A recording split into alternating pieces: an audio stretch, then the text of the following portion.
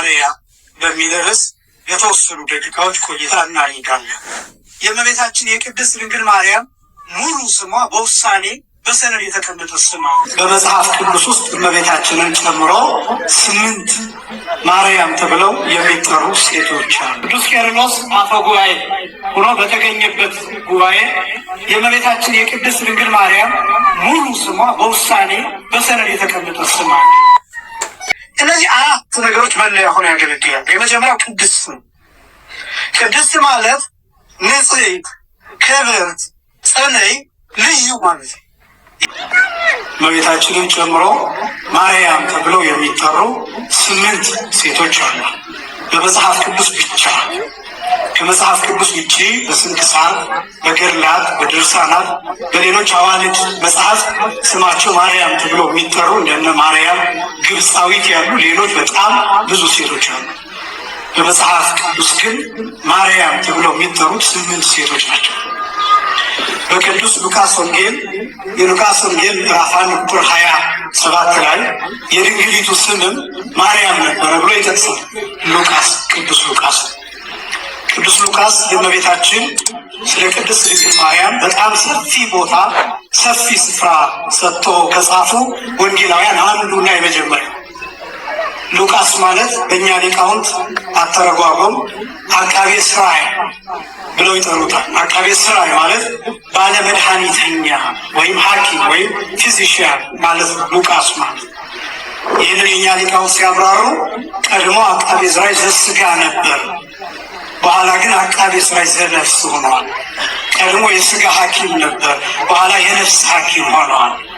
ወይም ደግሞ ነፍስን የሚያድነውን ቃል የሚናገር ነፍስን የሚያድነውን ወንጌል የሚጽፍ የሚያስተምር ሆኗል ይላሉ። ግብፃውያን በአተረጓጎማቸው ለምሳሌ አንድ ሰው ዘረኛ ከሆነ የነፍስ ድንግልናውን አጥቷል። ለምን? ዘረኝነቱ በእርሱ ሰው። ሉቃስ የሚለውን ሲተረጉሙ ኬሪየር ኦፍ ላይት ማለት ነው ብለው ይተረጉሙታል። ነሳዬ ብርሃን፣ ጸዋሬ ብርሃን፣ ሰረገላ ብርሃን፣ ብርሃንን የያዘ ብርሃንን የተሸከመ የብርሃን መቀመጫ፣ የብርሃን መገኛ፣ የብርሃን መፍለቂያ፣ የብርሃን ምንጭ፣ የብርሃን ሰረገላ ማለት ነው ብለው ይተረጉሙታል ቅዱስ ሉቃስ። ለምንድን ነው የሚለውን ምክንያት ሲያስቀምጡ የብርሃን እናት ስለሆነችው ስለ ድንግል ማርያም አብዝቶ ስለሚጽፍ ብርሃን ስለሆነ ወንጌል ብርሃን ስለሆነው ክርስቶስ አብዝቶ ስለጻፈ በዚህ ምክንያት ጸዋሬ ብርሃን ነሳኤ ብርሃን ተብሎ ይገለጣል ይላል። የቅዱስ ሉቃስ በረከት በሁላችንም ላይ ይደረብን።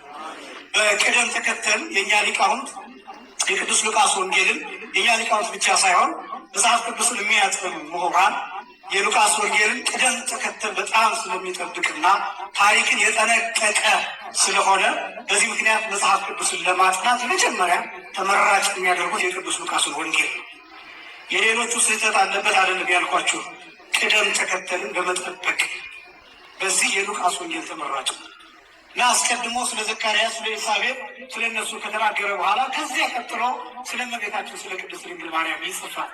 ቁጥር 27 ላይ ሙሉውን ላንበው እንዲህ ይላል።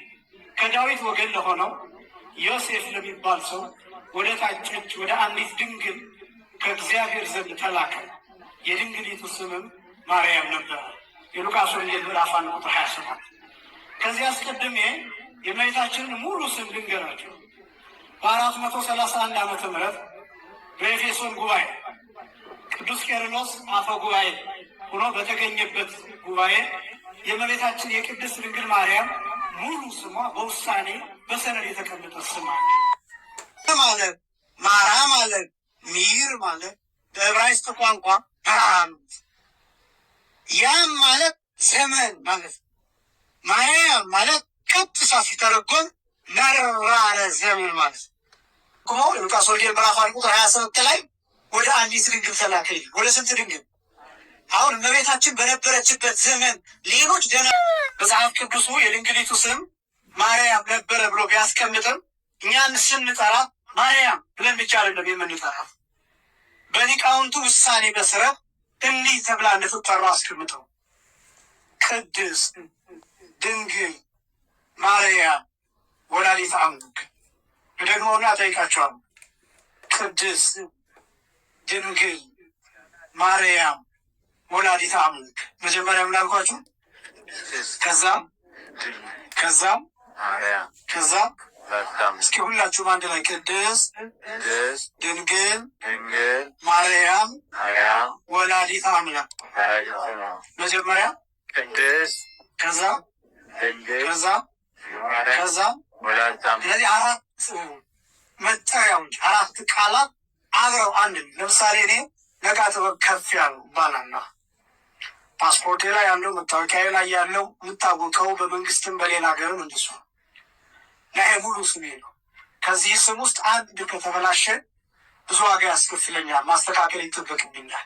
ፋይሌ ይበላሻል፣ ዶክመንቶቼ ይበላሻል።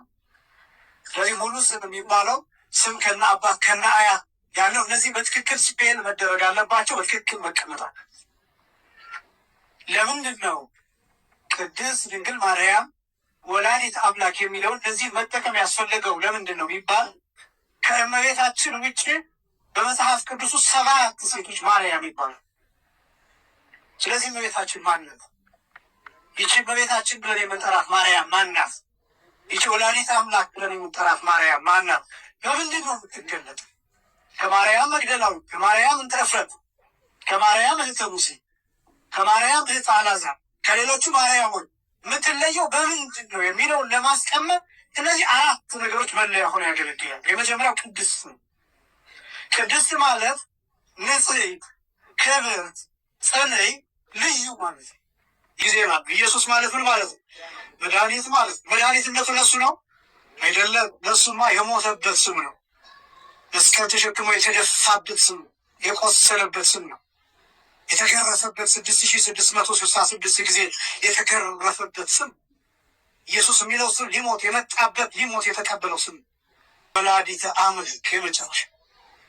እነዚህ መለያዎች ናቸው። ይኸውላችሁ አሁን እመቤታችን ስትጠሯት እንደው ቅድስት ድንግል ማርያም ወላዲተ አምላክ እያላችሁ ጊዜ ብትጠሯ አይደል? ከቻላችሁ እሰየው። ግን ቢያንስ ድንግል ማርያም ማለት አላችሁ ወይም ወላዲተ አምላክ ማለት ግን አለባችሁ። ማርያም ብላችሁ ብቻ አንጠልጥላችሁ አትጡ። የግዕዙ ግስ ቀደሰ የሚለው በ5 የሚፈታ ቀደሰ አመሰገነ፣ ቀደሰ አከበረ፣ ቀደሰ አነጻ፣ ቀደሰ አጸና፣ ቀደሰ ለየ የሚሉ ትርጉሞች ነው። ስለዚህ ቅድስት የሚለው ቃል የተመሰገነ፣ የከበረ፣ የተለየ፣ የነጻን፣ የጸናች የሚለው እነዚህ 5 ነገሮች ይይዛል። ስለዚህ እመቤታችን ልዩ ትባላለች። ለምንድነው ልዩ የምትባለው ቢባል ሰው ነው። እንደ ማንኛውም ሰው ነው፣ ግን ንጽሕት ሰው ናት፣ ግን ልዩ ናት። ሰው ናት፣ ክብርት ናት። ሴት ናት፣ ግን የሁሉ እናት ናት። የሁሉ እናት ከሆነ አትችሉም። እናቶቻችን የልጆቻችሁ እናቶችና የተወሰኑ ልጆች እናቶች መሆን ትችሉ ይሆን። ለዓለም ሁሉ እናት ከሆን ግን በጣም ከባድ። ለዛው መስቀል ስር እናት ሆኖ መሰጠት፣ እናት መባል፣ የብዙዎች እናት ተብሎ መተርጎም፣ መጠራት፣ መራራት ሆኖ መገኘት እንችሉ። ይሄ የእመቤታችን ልዩ ጸጋ ብቻ ነው። ምክንያቱም ጌታ ናት።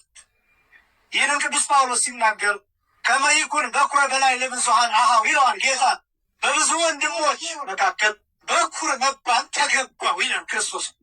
ነገረ ማርያም ነገረ ክርስቶስን ሲያሳይ ይሄ ነው። ወይም ነገረ ክርስቶስ በነገረ ማርያም ትምህርት ሲሰበክ ክርስቶስ ለብዙ ወንድሞች በኵር ተብሎ ቢጠራው እንዴት ነው ቢባል እመቤታችንን እናት ላደረጉ ሰዎች፣ እናት ብለው ለተቀበሉ ሰዎች ቤታችን መስቀል ስር ከቅዱስ ዮሐንስ ወንጌላዊ ጋራ እናቴ ብሎ የተቀበለ ሰው እነኋት እናቴ የሚለውን ቃል ያምንጽ እነሆ ልጅሽ የሚለውን የተቀበለ ይህ ሰው እመቤታችንን እናት ብሎ መጥራት ይችላል። ማን ብሎ መጥራት ይችላል? እናት ብሎ መጥራት ይችላል።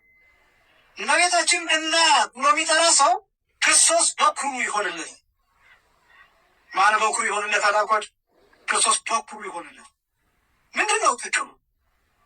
ክርስቶስ በኩራችን መሆኑ ጥቅሙ ምንድን ነው ቢባል ክርስቶስ በትንሣኤ በኩራችን፣ በሕይወት በኩራችን፣ ወደ ሰማይ በኩራችን፣ በእርገት በኩራችን፣ ወደ ዘላለም ሕይወት በመሄድ በኩራችን ነው። ክርስቶስ ይጠብቀናል። በአብ ቀኝ ሆኖ ይጠብቀናል። በዘላለም ሕይወት ውስጥ ሆኖ ዘላለም ሕይወትን በመስጠት ይጠብቀናል። በኪሩቤል ጀርባ ሆኖ ይጠብቀናል። በዙፋን ሆኖ ይጠብቀናል። በፍርድ ወንበር ሆኖ ይጠብቀናል። ዳኛ ሆኖ ይጠብቀናል። አምላክ ሆኖ ይጠብቀናል። ብርሃን ውስጥ ሆኖ ባህሪው ብርሃን ነው። በባህሪው ብርሃን ውስጥ እየኖረ እኛን የጸጋ ብርሃን ሊሰጠን ይጠብቀናል። በኩራችን ቀድሞውን ከሞት ተነስቶ ቀድሞውን አርጓል። ቀድሞውን ወደ ሰማይ ሄደ። ቀድሞውን በአብ ቀኝ ተቀምጧል። ቀድሞውን በኪሩቤል ጀርባ ተቀምጧል።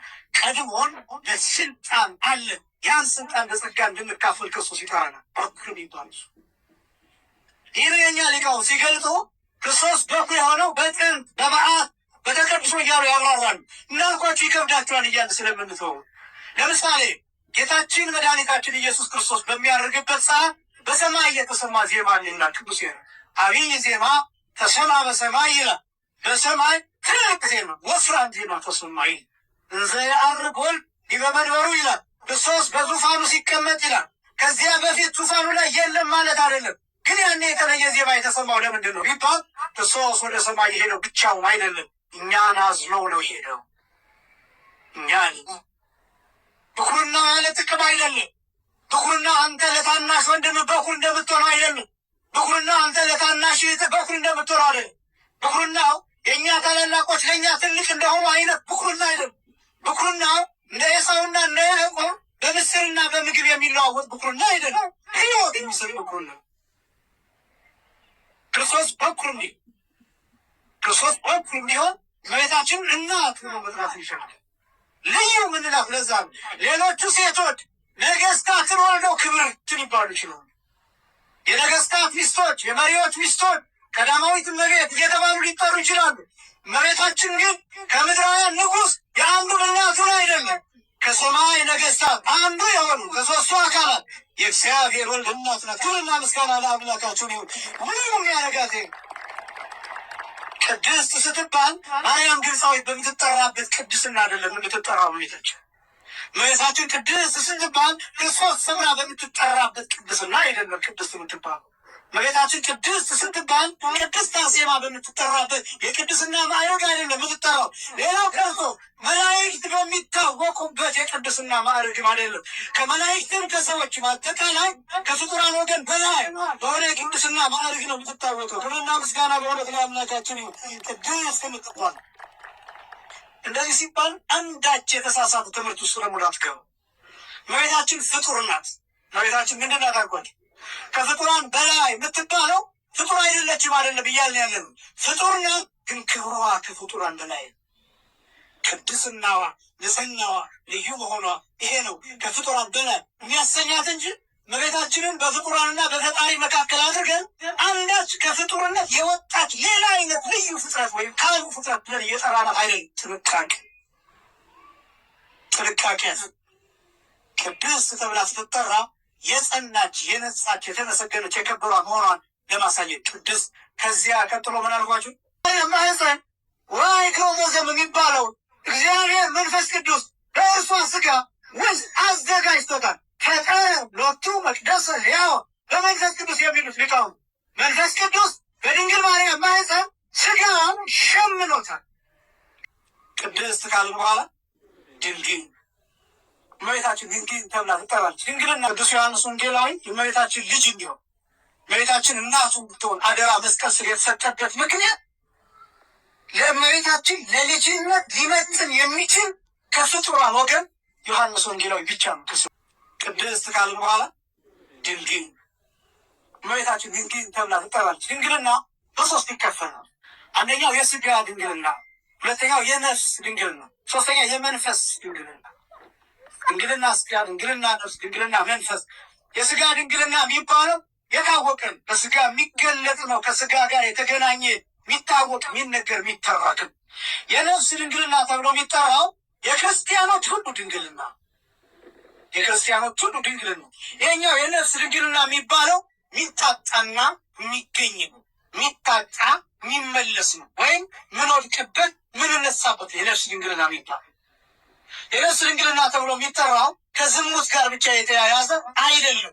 ከውሸት፣ ከሌብነት፣ ከተንኮል፣ ከክፋት፣ ከቂም፣ ከበቀል ከእነዚህ ነገሮች ጋር በሙሉ የሚያያዝ። ለምሳሌ አንድ ሰው ዘረኛ ከሆነ የነፍስ ድንግልናውን አጥቷል። ለምን? ዘረኝነቱ በእርሱ ሰውነት እየተጫወተበት ነው። የመንፈስ ድንግልና የሚባለው የፈቃድ፣ የሀሳብ፣ የአእምሮ፣ የአስተሳሰብ፣ የአመለካከት ውስጥ ያለ እግዚአብሔር ብቻ የሚያይ። ስለዚህ በክርስቶስ ላይ ማግጥ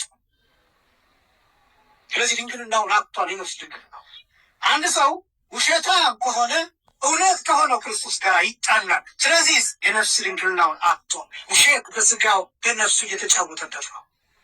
አንድ ሰው ሌባ ከሆነ በሌብነቱ የነፍስ ድንግልናውን አጥቷል፣ ከክርስቶስ ጋር ተጣልቷል። ስለዚህ ነፍሱን የሰይጣን መጫወቻ አድርጓል፣ ከክርስቶስ ተለይቷል። የነፍስ ድንግልና የሚታጠው በብዙ አይነት ልክ ሰውየው የሰረቀው ሰው፣ የዋሸው ሰው፣ ያመነዘረው ሰው፣ በሌላ ተንኮል በዘረኝነት የነበረው ሰው፣ ቂምና በቀል የነበረበት ሰው ያን ትቶ ንስሐ ገብቶ ቀኖናውን ተቀብሎ እግዚአብሔር ይፍታ ሲባል የነፍስ ድንግልናው ይመልስ ነው። ያን ጊዜ ያ ክርስቲያን ድንግል ተብሎ ይጠራል። በዚያ ቅጽበት እንደገና ኃጢአት ሲሰራ ድንግልናውን ያጣል። እንደገና ንስሐ ሲገባ ድንግልናው ይመልስለታል። የነፍስ ድንግልና የሚባለው የመንፈስ ድንግልና ሶስተኛ የመንፈስ ድንግልና የሚባለው የፈቃድ የሀሳብ የአእምሮ የአስተሳሰብ የአመለካከት ውስጥ ያለ እግዚአብሔር ብቻ የሚያይ ይሄ ከእመቤታችን በስተቀር የደረሰበት ሌላ ሰው የለም። የመንፈስ ድንግልና የሚባለው የፈቃድ ድንግልና የሚባለው እመቤታችን ስትገለጥ ሀሳብ እንኳን ሳይቀር የዚህ ዓለም ርኩሰት የምንለው ነገር በሙሉ ሀሳብ እንኳን ሳይቀር በአእምሯ አልዞረም። በዚህ ምክንያት ቅዱስ ኤፍሬም ምን እንደሚል ታውቃላችሁ? ወላዕለ ኩሉ ህሊና ሲል ከህሊናት ሁሉ በላይ ነሽ። መኑ ዘይክ ነቢበ እበይኪ ክብርሽ መናገር ብቻ ነው። ማን እመቤታችንን ለመረዳት ከመንፈስ ድንግልና ማዕረግ መድረስ ይችላል።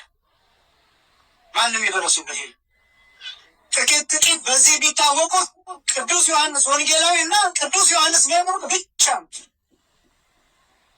ቅዱስ ዮሐንስ ወንጌላዊ ደግሞ በተለይ ድንግል ተብሎ ይጠራል። አንዱ ቅዱስ ዮሐንስ ወንጌላዊ የእመቤታችን ልጅ እንዲሆን እመቤታችን እናቱ ብትሆን አደራ መስቀል ስር የተሰጠበት ምክንያት ለእመቤታችን ለልጅነት ሊመጥን የሚችል ከፍጡራን ወገን ዮሐንስ ወንጌላዊ ብቻ ነው። ከሰዎች ወገን እየሰማችሁ ነው።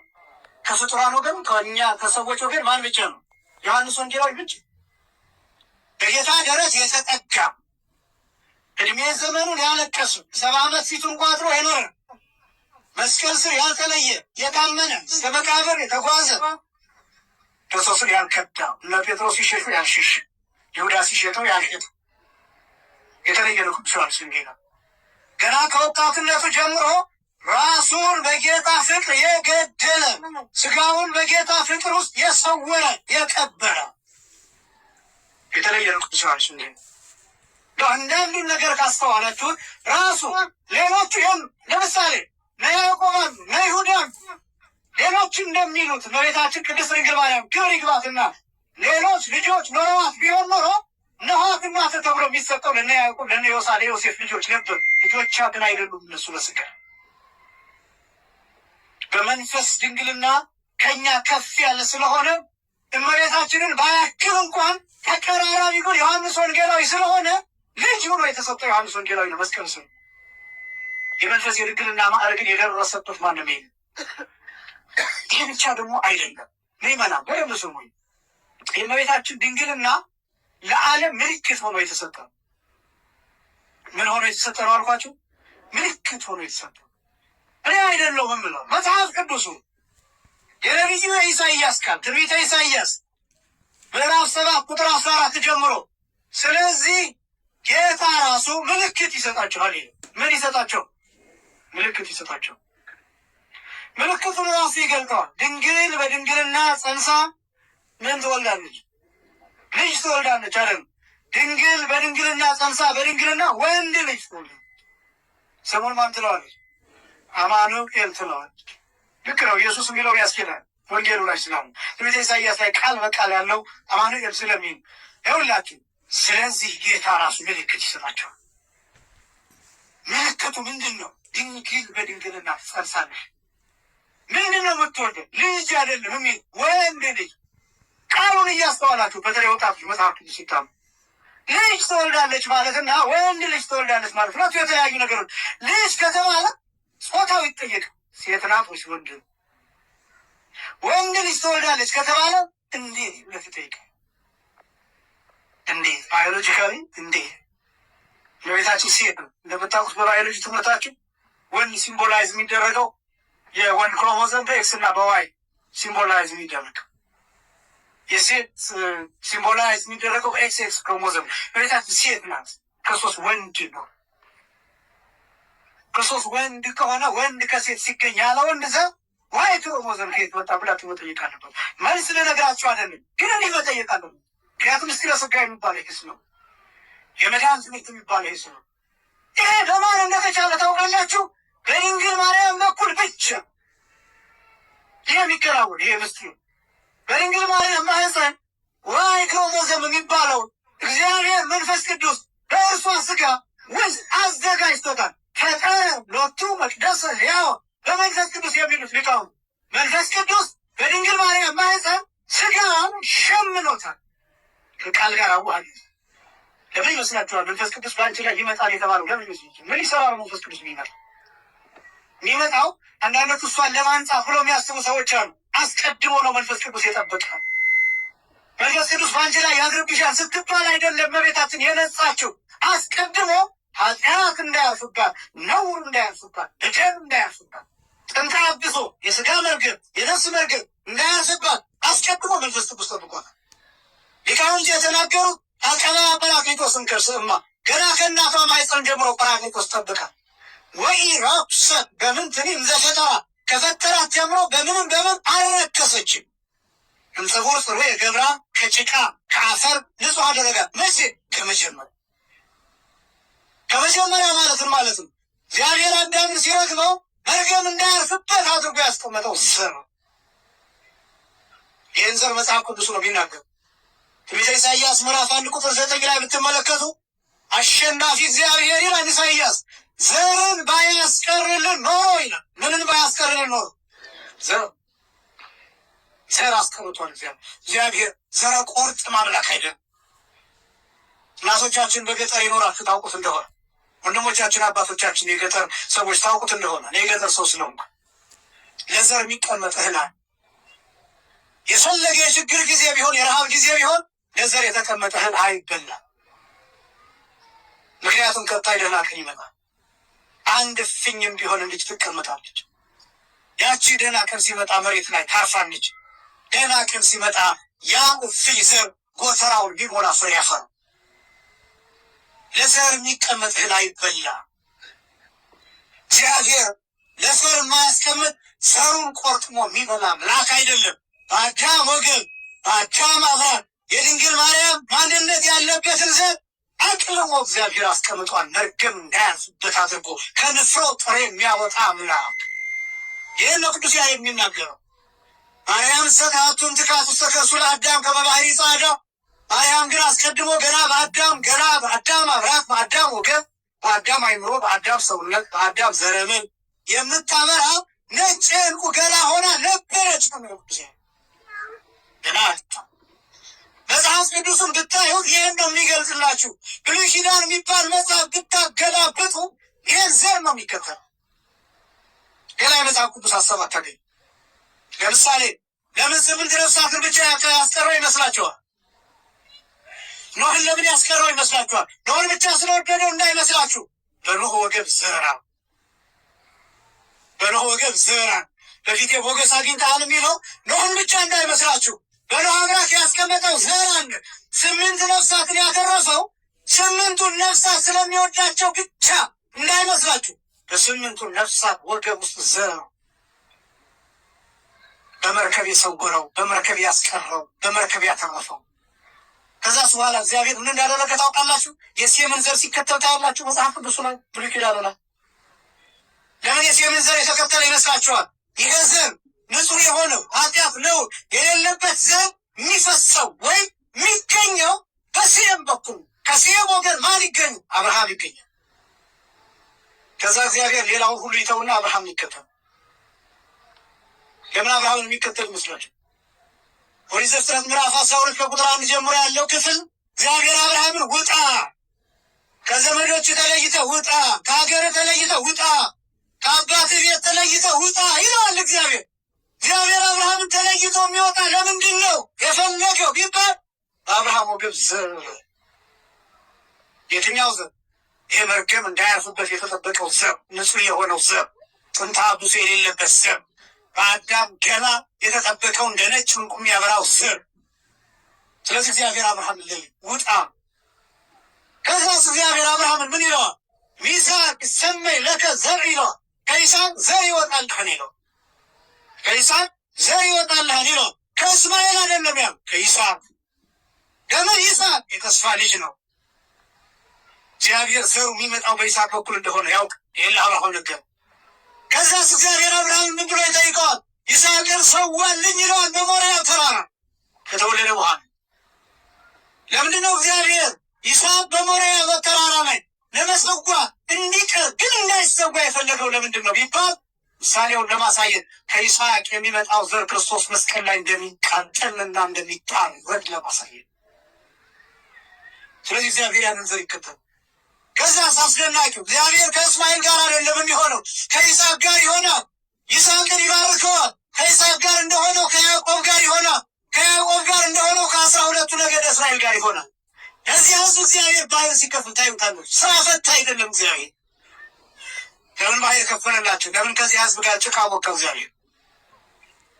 ለምን ያን ህዝብ የተከተለ ይመስል? ለዚያውም ያን ጠማማ ህዝብ፣ እስራኤል ጠማማ ህዝብ ነው በነገራችን፣ አጉራምራሚ ህዝብ። እግዚአብሔር ግን ለምን እስራኤልን ውጭጭ አድርጎ እንደያዘው ታውቃላችሁ?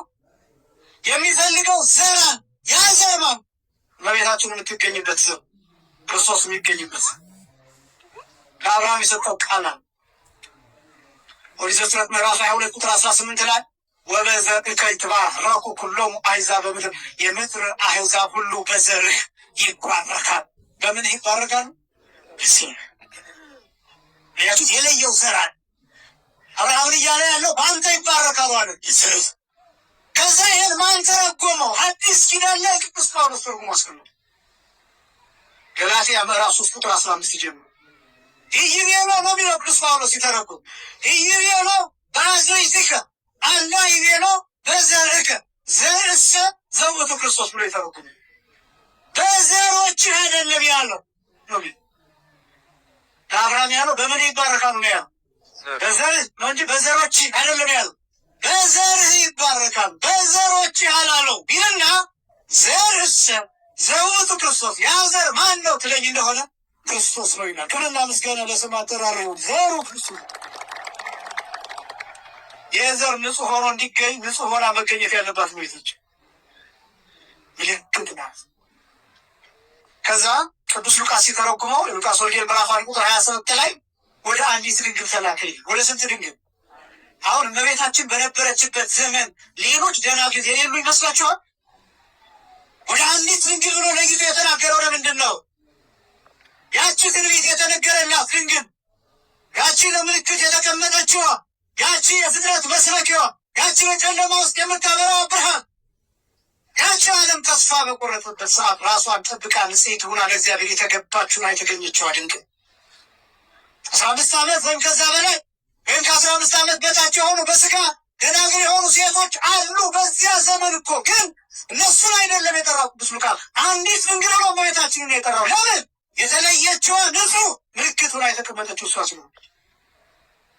ይሄ ደግሞ በጣም አንድ ነገር ይገርመኛል። ሌላ የሉቃስ ወንጌል ምዕራፍ 2 ላይ ቁጥር 30 ጀምሮ ስትመለከቱ ይሄ ሽማግሌው ስምዖን ታሪኩን አይደለም የምነግራችሁ።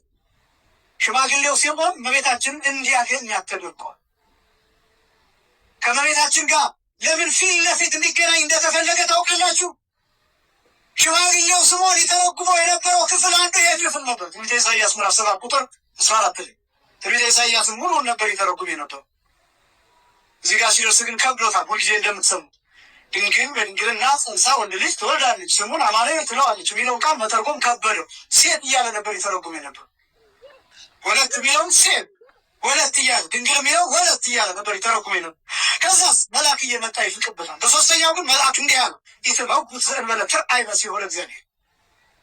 እግዚአብሔርን መሲሕ ሳታይ አትሞትም። ስምዖን ለመቶዎች ዓመታት አልጋው ላይ ተጣብቆ ቆየ። የሚገርመው ግን ክርስቶስ በተወለደ በ40 በስንት ቀን አልኳችሁ?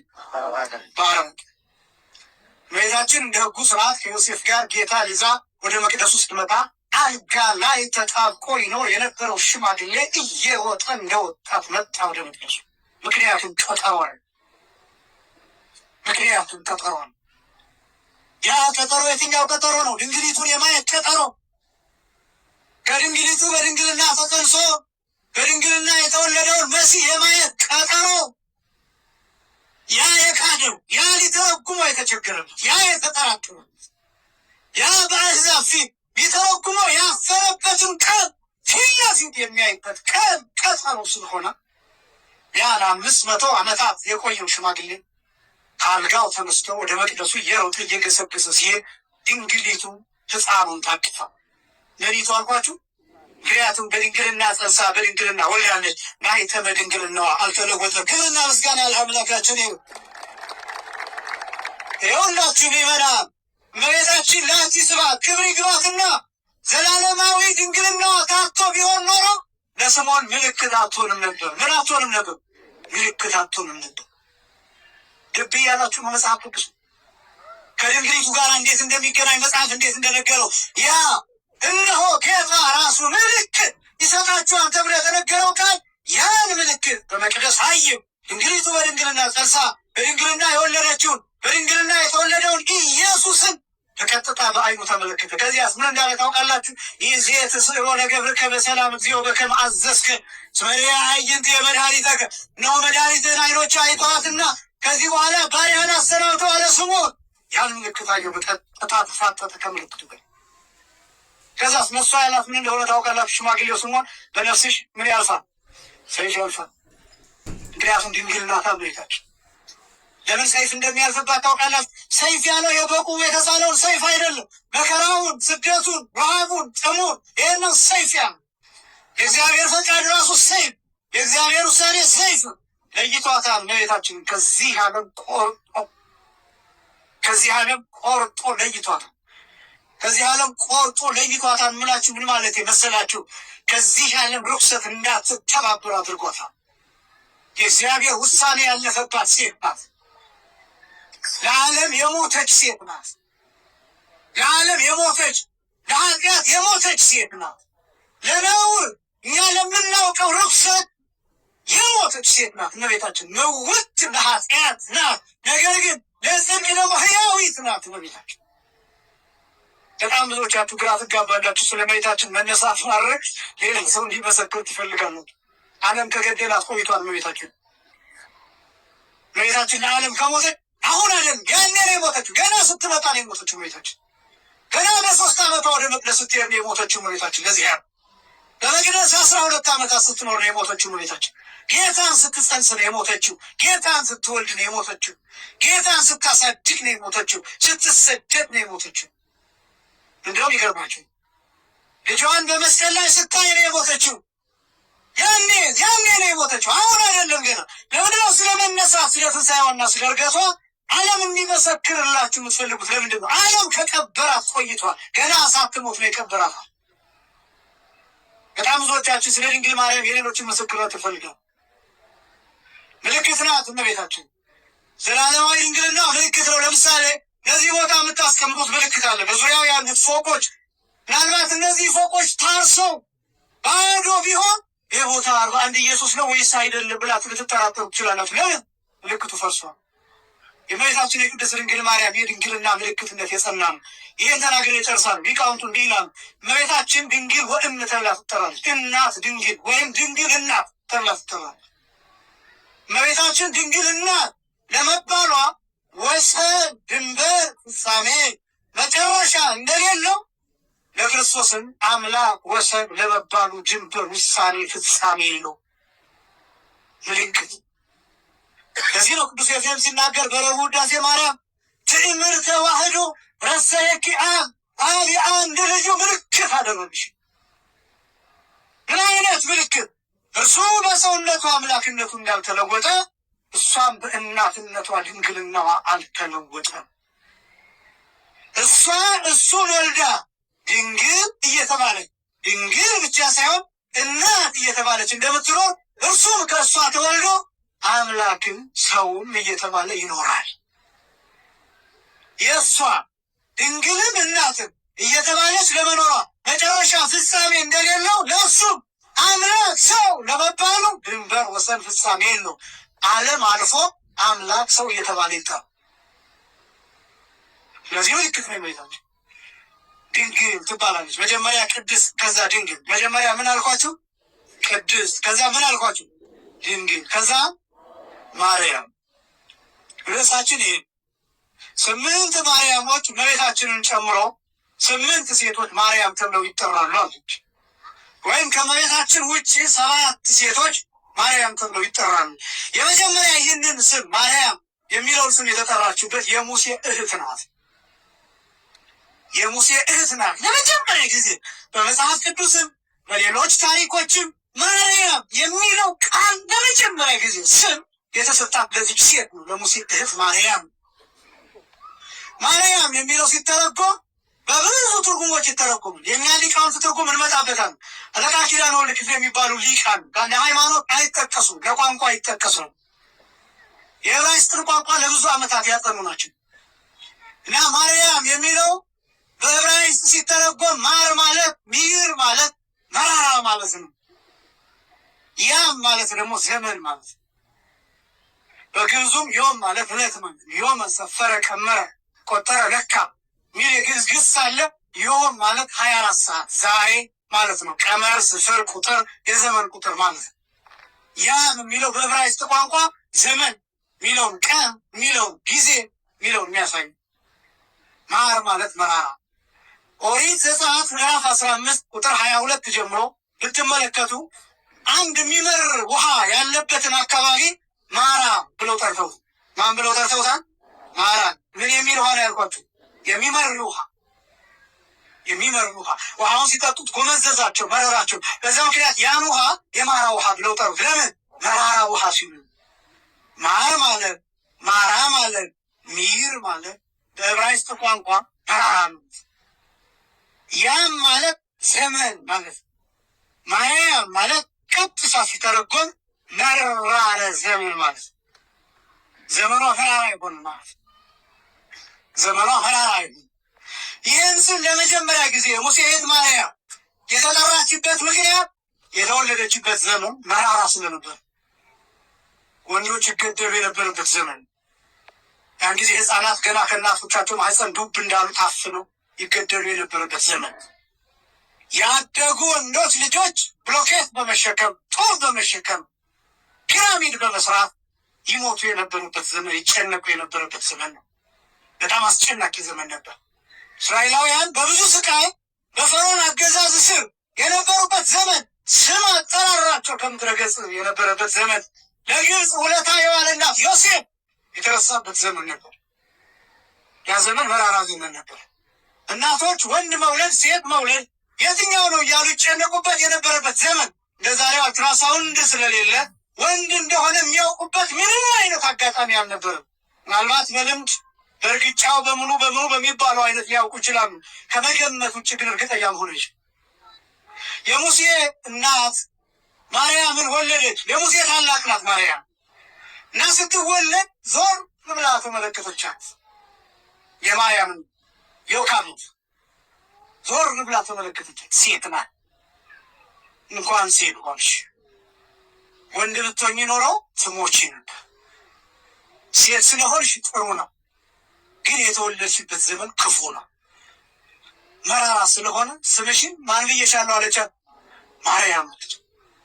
ዘመኗ መራራ ስለነበር ይህ ስም በትክክል የሚገልጸው ሁለቱን ብቻ ነው። የሙሴ እህት ማርያምንና እመቤታችን ማርያም የሚለው ዘመኗ መራራ ነው። ዘመኗ መራራ፣ ስሟን አይደለም መራራ ያልኳቸው፣ ዘመኗ ነው መራራ። የመጣችበት ዘመን የስደት ዘመኗ መራራ፣ ስሟን አይደለም መራራ ያልኳቸው፣ ዘመኗ ነው መራራ። የመጣችበት ዘመን የስደት ዘመን፣ የፍዳ ዘመን፣ የጨለማ ዘመን፣ የስቃይ ዘመን፣ ማህበረሰብ ወርዶበት የነበረበት ዘመን፣ አይሁዳዊነት ጠፍቶበት የነበረበት ዘመን። ልክ እንደዚህ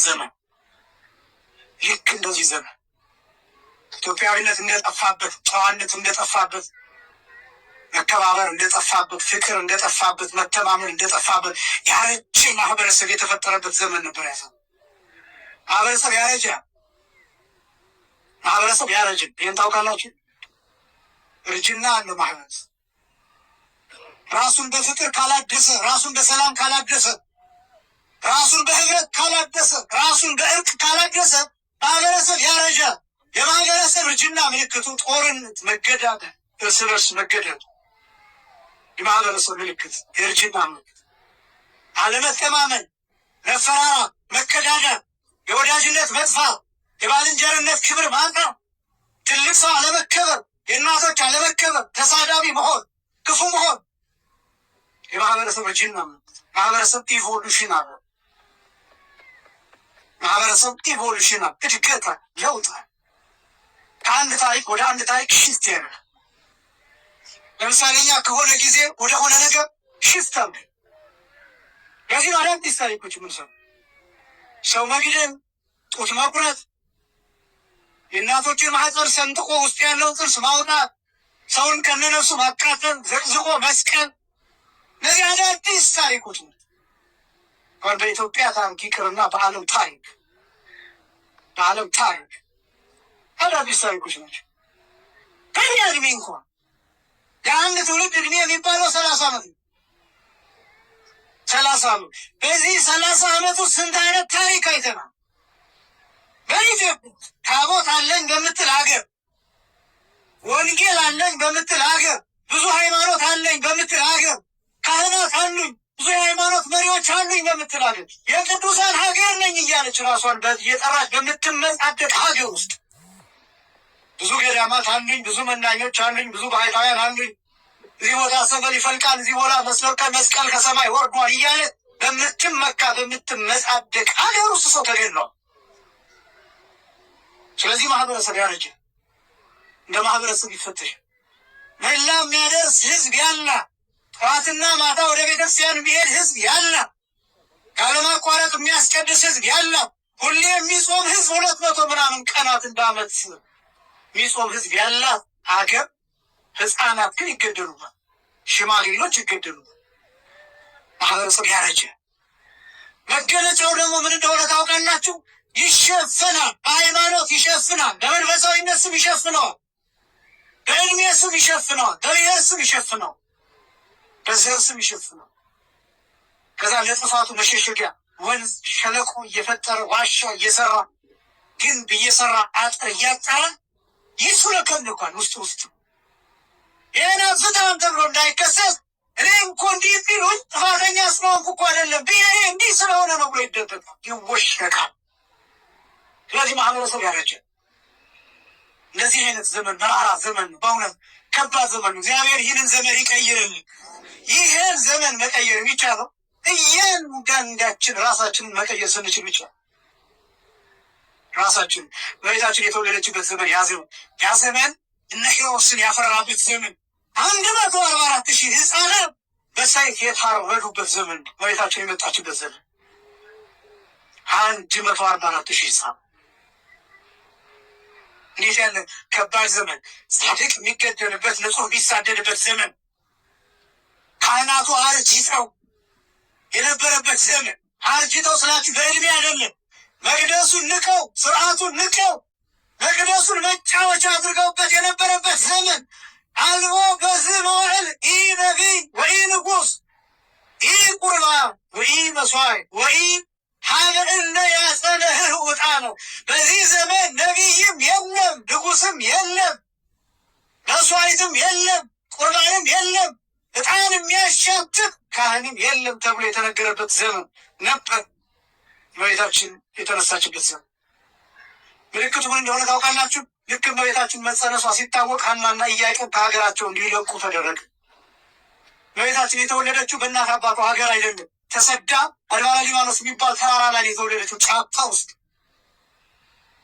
በአራዊት መሀል ላይ የተወለደችው እመቤታችን በማህፀን አሰደዷት። ከዚያስ በመቅደስ 12 ዓመት ኖረች። ከዚያስ ከመቅደስ አሳደዷት።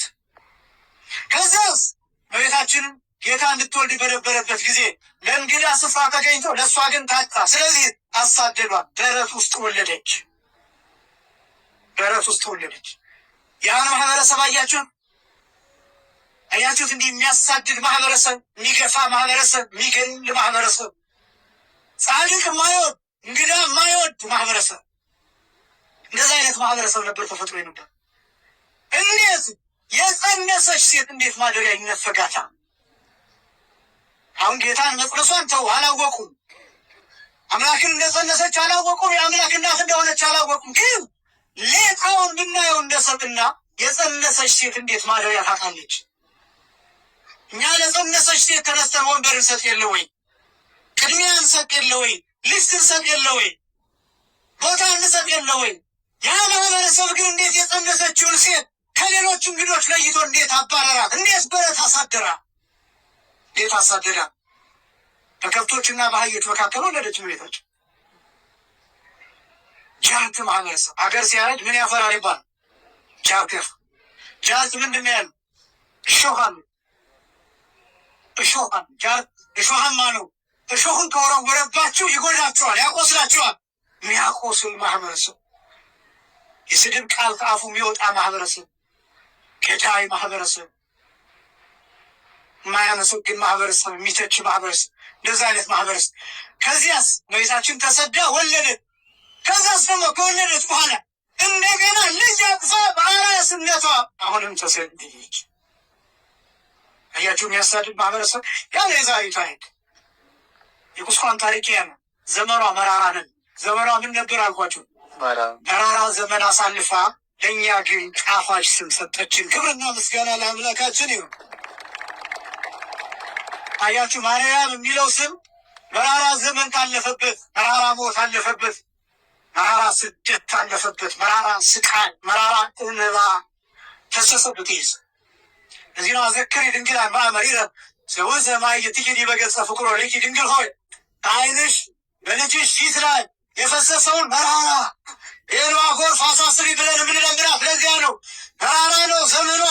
በዚህ ምክንያት ማርያም ተባለት። መራራ ዘመን አሳልፋ ያ ግን ጣፋጭ ሕይወት እንድናገኝ እንዲህ የጣፈጠ ወንጌል እንድንሰማ አደረገችን። ክብርና ምስጋና ለአምላካችን ይሁን። መራራ ዘመን ታልፎበታል። ይሄ በነገራችን ላይ የእመቤታችን ስም ብቻ አይደለም። ኢየሱስ ማለት ምን ማለት ነው? ብዙ ጊዜ ማለት ኢየሱስ ማለት ምን ማለት ነው? መድኃኒት ማለት ነው። መድኃኒትነቱ ለሱ ነው አይደለም። ለሱማ የሞተበት ስም ነው። መስቀል ተሸክሞ የተደፋበት ስም ነው። የቆሰለበት ስም ነው። የተገረፈበት 6666 ጊዜ የተገረፈበት ስም ኢየሱስ የሚለው ስም ሊሞት የመጣበት ሊሞት የተቀበለው ስም ለቁስል፣ ለጦር፣ የረከሱ የአይሁድን ምራቅ ለመቀበል፣ በዓለት ላይ ለመፈትፈት፣ ራቁቱን ለመሰቀል፣ በመስቀል ላይ ለመካተት፣ በአምስት ችንካር ለመቸንከር የተቀበለው ስም ነው ኢየሱስ የሚለው ስም። እኛ ግን ድነንበታል። እኛ ግን ሕይወት አግኝተንበታል። ማርያም የሚለው ስም ለእሷ መራራ ነው። ስለዚህ የእኛ ሊቃውን ሲተረጉሙ ማር ማለት ጣፋጭ ለኛ፣ ያም ማለት ደግሞ በገነት የሚገኝ ዛፍ ነው፣ የሚጣፍጥ ዛፍ። በጣም ጣፋጭ ከመሆኑ የተነሳ ይሄ ያም የሚባለው ዛፍ ቅዱሳን ሲሞቱ ይህን ዛፍ ያሸታል። ያም የሚባለውን ዛፍ መላእክት አምጥተው የገነትን ዛፍ ያም የሚባለውን ዛፍ በአፍንጫቸው ሲያሸቷቸው ከደስታቸው ብዛት የተነሳ ሽታውን እያሸተቱ ምስጥ ብለው ነፍሳቸው ከስጋቸው ልይት ትላለች። ይህን አባ ጽጌ ድንግል ይናገራል። ጽጌ ጸገነት ገሪ ላሌ በመዓዛሁ ትትመሰጥ ነፍሴ ይላል። የገነትን ዛፍ በኔ ላይ ያስቀምጭብኝ፣ ነፍሴ በእሷ ከስጋዬ ትለይ ዘንድ ይላል። ለሁላችንም የክብር ሞት ያድለን፣ ለሁላችንም የንስሐ ሞት ያድለን። ቅዱሳን ይህን ዛፍ ያሸቱታል። የሚጣፍጥ ዛፍ ነው። ከገነት ያምን ከምድር ማርን አገናኝተው ማር ብለው ጠሯት፣ ማርያም ብለው ጠሯት። ክብርና ምስጋና ለአምላካችን ይሁን። የጣፈጠ ስም። የድንግሊቱ ስም ማን ነበረ? ማርያም። ማር ማለት በዕብራይስጥ ቋንቋ መራራ ማለት ነው። ያም ማለት ዘመን ማለት ነው። ማርያም ማለት መራራ ዘመን ማለት ነው። ቅድስት አልኳቸው። ከዛስ ድንግል፣ ከዛስ ወላዲተ አምላክ የመጨረሻ። እነዚህ መለያዎች ናቸው። ይኸውላችሁ አሁን እመቤታችን ስትጠሯት እንደው ቅድስት ድንግል ማርያም ወላዲተ አምላክ እያላችሁ ጊዜ ብትጠሯ ከቻላችሁ እሰየው። ግን ቢያንስ ድንግል ማርያም ማለት አላችሁ ወይም ወላዲተ አምላክ ማለት ግን አለባችሁ። ማርያም ብላችሁ ብቻ አንጠልጥላችሁ አትጡ። ማርያም ካላችሁ ይህ ማለት ያው እሷ አትሰማም፣ አታውቀውም፣ አይገባትም ማለት እየጠራ ነው ማለታችን አይደለም። ግን የክብር ስም ያስፈልግ እኔ ነቃጥበብ እባላለሁ። ፕሮግራም መሪው ሲመራው በቃ ያንስ ነቃጥበብ ብሎ ነው። እኔ ይህንን ማድረግ የምጠራበት ከሆነ የአምላክናት ወላዲተ አምላክ የሚለው ማዕረጓ ብቻ አይደለም። በነገራችን ላይ በዚህ ዓለም ላይ የማይጠቁ ሁለት ነገሮች ብቻ ናቸው፣ አምላክነትና ወላዲተ አምላክነት። እስኪ ብሎ አምላክነት ወላዲተ አምላክነት። አሁን እናትነት ይተካል፣ መምህርነት ይተካል። እኔ ዛሬ አስተማርኩኝ፣ ነገ ሌላ መምህር ያስተምራል፣ የዛሬውን ሌላ መምህር ያስተምራል፣ ይቀጥላል። እናትነት ይተካል። እናንተ ወለዳችሁ፣ ከዛ ልጆቻችሁ ይወልዳሉ፣ ሌላ ሰው ይወልዳል፣ ይቀጥላል። አባትነት እንደዛ። እናንተ የተቀመጣችሁበት ወንበር ሌላ ሰው ነገ ይተካል፣ ይቀመጥልን። ትተካለህ፣ ትተኪያለሽ። በፍጹም ግን ዓለም ላይ የማይተካ ነገር አምላክነትና ወላዲተ አምላክነት ብቻ። በጣም የሚገርመው ወላዲተ አምላክነት ለምሳሌ አብ የጌታ የባህሪ አባቱ እናቱ ነው እንዴ? አባቱ እናቱ ነው እንዴ? መንፈስ ቅዱስ የጌታ የባህሪ ሕይወቱ ነው እናቱ ነው እንዴ? አብም ወላዲተ አምላክ አይደለም? መንፈስ ቅዱስም ወላዲተ አምላክ አይደለም? በሴት አንቀጽ ልብ በሉ። ወላዲተ አምላክ ወላዲ አምላክ ማለትና ወላዲተ አምላክ ማለት ይለያል። የስጋ አባቱ ነው ለጌታ፣ የባህሪ አባቱ ነው ለጌታ። እመቤታችን ደግሞ እናቱ ነው ለጌታ። ስለዚህ ወላዲተ አምላክነት በየትኛውም ብታገላበት ወዴትም ብትወስዱ ወላዲተ አምላክ ተብላ የምትጠራው እመቤታችን ብቻ ናት፣ አይተካም። በዚህ ምክንያት እመቤታችን ቤዛ ተብላ ትጠራለች። ለምን? ምትክ የላትም። በዚህ ክብርና ምስጋና ለአምላካችን ይሁን። ምትክ የለም። በፈረሰው ቦታ ነው እመቤታችን የቆመችልን። ጨርሻ መሆን በማንችልበት ቦታ እናቶቻችን ወላዲተ አምላክ መሆን ትችላላችሁ። ክርስቶስን ጸንሳችሁ መውለድ ትችላላችሁ። እድሉ ቢሰጣችሁ። ስንት አይነት ኃጢአት በአይምሯችን ይመላለሳል። ስንት አይነት ሀሳብ፣ ስንት አይነት ክፋት፣ ስንት አይነት ተንኮል፣ ስንት አይነት ጨለማ በአይምሯችን ይመላለሳል። እንኳን ወላዲተ አምላክ መሆን የአምላክ እናት መሆን ይቅርና ወላዲተ አምላክን የምንረዳበት አይምሮ አተን እየተቸገሩ። እኔ በጣም የሚደንቀኝ አንድ ነገር፣ እናንተ ክርስቶስ እንዲገባችሁ በእኔ በኩል ከፈለጋችሁ በእመቤታችን በኩል ክርስቶስ እንዲገባችሁ ማትፈልጉት ለምንድን? አንድ ፕሮቴስታንት እምነት ተከታይ ፓስተሩ ክርስቶስን እንዲገልጥለት ፈልጎ በፓስተሩ በኩል ክርስቶስን ማወቅ ከፈለገ በእመቤታችን በኩል ማወቅ የማይፈልገው ክርስቶስን ለምንድን? ባልነበረ ሰው በአካል ባልተገኘ ሰው ኑሮውን በሚኖር ሰው በሚሽቀረቀር ሰው ሱፍ በሚለብስ ከረባት በሚያስር ሰው የፈለገውን እየበላ የፈለገውን እየጠጣ የሚፈልገውን እያደረገ በሚኖር ሰው በኩል ክርስቶስ እንዲገባው ከፈለገ በእናቱ በኩል ክርስቶስ እንዲገባው የማይፈልገው ለምንድን? ይህን አስተውላችሁ ታውቃላችሁ? በሌሎች ሰዎች ክርስቶስ እንዲገባን ከፈለግን እሱ እኮ መንፎ አይደለም።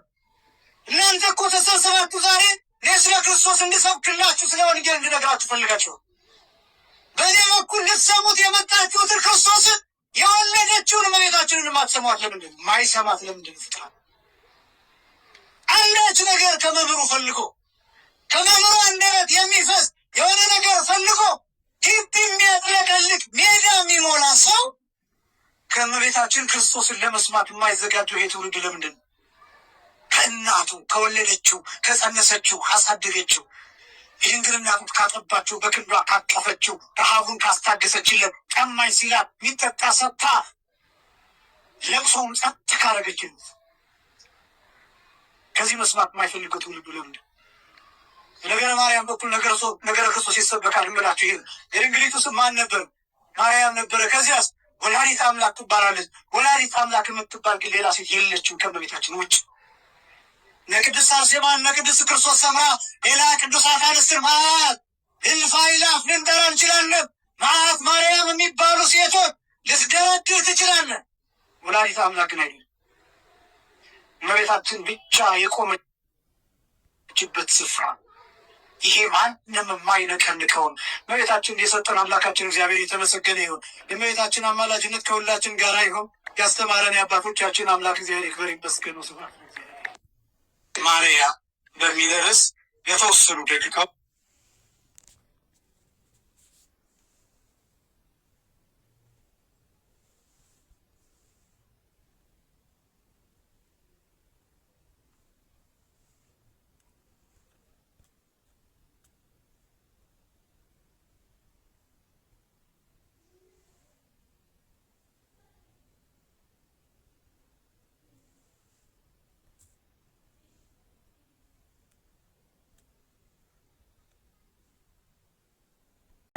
ሉቃስ የሚለውን ሲተረጉሙ ኬሪየር ኦፍ ላይት ማለት ነው ብለው ይተረጉሙ።